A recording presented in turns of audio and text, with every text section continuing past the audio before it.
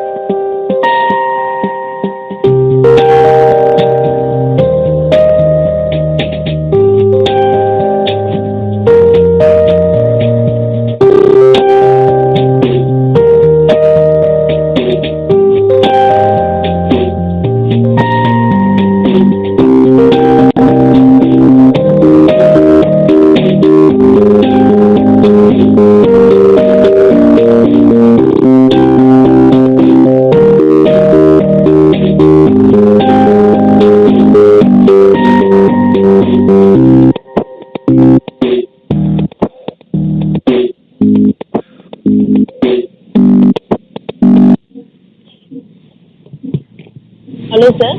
Ma'am சொல்லுங்க ma'am. Sir கவர்மெண்ட்ல தான் சார் எடுத்துப்பாங்க, ஓகேங்களா?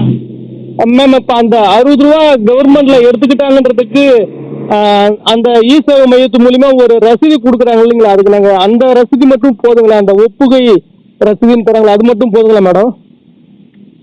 சார் ஆமாம் சார், அது கவர்மெண்ட் தான் சார் எடுத்துப்பாங்க அந்த அமௌண்ட், ஓகேங்களா? மேடம் அதாங்க மேடம், அதுக்காக தான் கேட்குறேன். அந்த இதுக்கு எங்களுக்கு ரசீதுன்னு கொடுக்குறது ஒப்புகை ரசீதுன்றது தானே ரசீதுன்னு கேட்குறேன். ஆமாம் சார். இப்போ ஏன்னு கேட்டிங்கன்னா மேடம், எனக்கு வந்து இ சேவை மையம் to VAO, VAO to RI, HDT தாசில்தாருக்கு போகுது. ஓகே. இப்போ எனக்கு விஓஓ ரெக்கமெண்ட் பண்ணுறாரு, ஆர்ஐ ரெக்கமெண்ட் பண்ணுறாங்க, ஹெச்டிடி ரெக்கமெண்ட் பண்ணிட்டாங்க. Okay sir. ஆனால் தாசில்தார் வந்து வேண்டுமென்று என் மீது உள்ள காழ்ப்புணர்ச்சினால அவர் அதை ரிஜெக்ட் பண்ணுறாரு. Okay sir. இப்போ அவர் ரிஜெக்ட் பண்ணதுனால நான் என்ன பண்ணியிருந்தேன்னா, நுகர்வோர் கோர்ட்டில் போய் தாசில்தார் மீது வழக்கு போட்டிருந்தேன். Okay sir.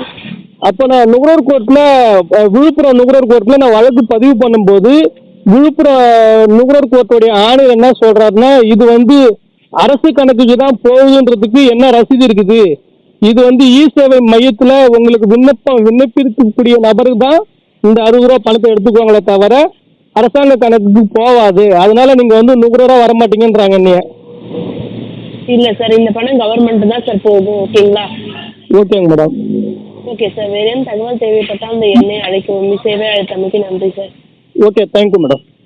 Okay sir. Okay sir. இது போன்ற நல்ல தகவல்களை உங்களுக்காக நான் பதிவு செய்கிறேன். பிடித்திருந்தால் லைக் பண்ணுங்க, ஷேர் பண்ணுங்க, கமெண்ட் பண்ணுங்க, மறக்காம சப்ஸ்கிரைப் பண்ணுங்க, பக்கத்தில் இருக்கிற பெல் ஐக்கனை கிளிக் பண்ணுங்க. நன்றி, வணக்கம்.